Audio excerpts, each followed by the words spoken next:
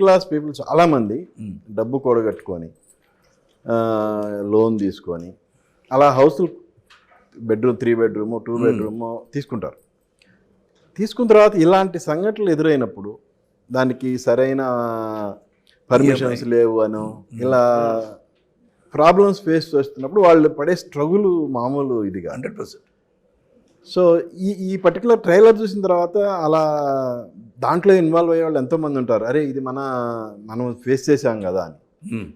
ఇప్పుడు మీ బ్రదర్ చెప్పాడు కదా వెయిల్ సినిమాలో మీకు గుర్తొచ్చింది అన్నారు. అలా ఎంతో మందికి ఎన్నో ఇన్సిడెంట్లు గుర్తొస్తాయి 100%. కానీ అలా మిడిల్ క్లాస్ పీపుల్ అంత స్ట్రగుల్ అయ్యి మనీ మొత్తం ఇన్వెస్ట్ చేసిన తర్వాత అలాంటి ప్రాబ్లమ్స్ ఫేస్ చేయవలసిన సిచ్యుయేషన్ ఎదురైతే ఏంటి వాళ్ళ పరిస్థితి? అది ఈ పిక్చర్ చూడాలండి. కుటుంబం ఇది హౌస్ కాదు, ఇది హోమ్. అదే నేను చెప్పాను అన్ని we have never broken down అండి. దేవని గారు కూడా నేను చాలా బాగా చెప్పారు. The wife is the pillar అండి. The father the father character, the husband goes out, earns money, come the children, they study, they try to come up in life, we provide for them. But the home ఉంది కదా, అది ఏమైనా కూడా ఇంటి లోపల అది స్టడీగా ఉంటే ఏ డెసిషన్ తీసుకున్నప్పుడు we might have differences, he might have differences నానా, ఆ డిఫరెన్స్ ఉన్నాయినా కూడా ఒక కుటుంబంగా ఉంటే ఈ ప్రాబ్లమ్స్ ఫేస్ చేయగలవు. And you can face all the situation together అండి. టీమ్ వర్క్ విన్స్ అని చెప్తారు కదా. సో అందరూ ఏ ప్రాబ్లం లేకుండా ఓకే నాన్న చెప్పారు, నాన్న కొంచెం స్లిప్ అయ్యారు పర్వాలేదు, మనం సపోర్ట్ చేసుకుంటాం, మన ప్రభు మన సన్ అలాగా అయిపోయింది సపోర్ట్ చేసుకుంటాం, ఇలాగ వచ్చేస్తే దట్ ఈస్ ఫ్యామిలీ అండి. There is a difference between home and house. Home is family, but she said నేను ఇంటికి వెళ్తే సంతోషంగా ఫీల్ అవుతాను, మన ఫ్యామిలీ ఉంటుంది, అందరూ ఉన్నారు అక్కడ అన్నారు కదా.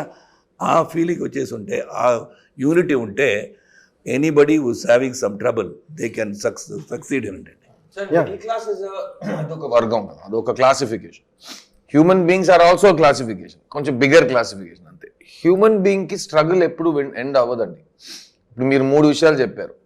సొంత ఇల్లు కావాలని, ఆ సొంత ఇల్లు కట్టే ప్రాసెస్ తర్వాత, సొంత ఇల్లు కట్టిన తర్వాత స్ట్రగుల్ ఫినిష్ అయిపోతుందా? లేదు కదా. సో మళ్ళీ ఏదో ఒకటి వస్తూనే ఉంటుంది. అందుకే మనం రోజు సర్వైవ్ అయ్యే ఒక మైండ్ సెట్కి వస్తున్నాం. అందులో ఇమోషనల్గా చూస్తే గెలుపు అనేది ఏ స్టేజ్లో వస్తుంది మీకు?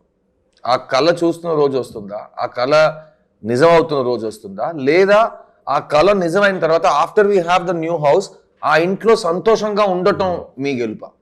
బికాజ్ నాకు తెలిసి చాలా మంది ఆ క్వశ్చన్కి ఆన్సర్ సమాధానంలో కన్ఫ్యూజ్ అయిపోతారు. నిజమైన హ్యాపీనెస్ ఏది? సో ఆ 4 గోడలు లేకుండా కూడా మీరు హ్యాపీగా ఉండగలరు, ఆ 4 గోడల తర్వాత కూడా మీరు సాడ్గా ఉండగలరు. అంటే అది మీ మీద వస్తుంది. Are you capable of being happy? So నాకు అందులో when we are dreaming, what is the dream, why are we dreaming together? ఒక కుటుంబం అందరు కలిసి, నీకొక రూమ్, నాకొక రూమ్, నీకొక స్పేస్, నాకొక స్పేస్, కానీ బయట నుంచి చూస్తుంటే అందరూ ఒకే స్పేస్ లో ఉన్నాం అనేది హోమ్. సో అది home. That's the difference between house is 4 walls. Home is what happens inside those 4 walls. So that is ఈ సినిమాలో ఈ ఛాలెంజెస్, స్ట్రగుల్స్ లైఫ్ లో ప్రతి స్టేజ్ లో ఉందని మీరు ఫీల్ అవుతారు. That's what we experience when we were making this.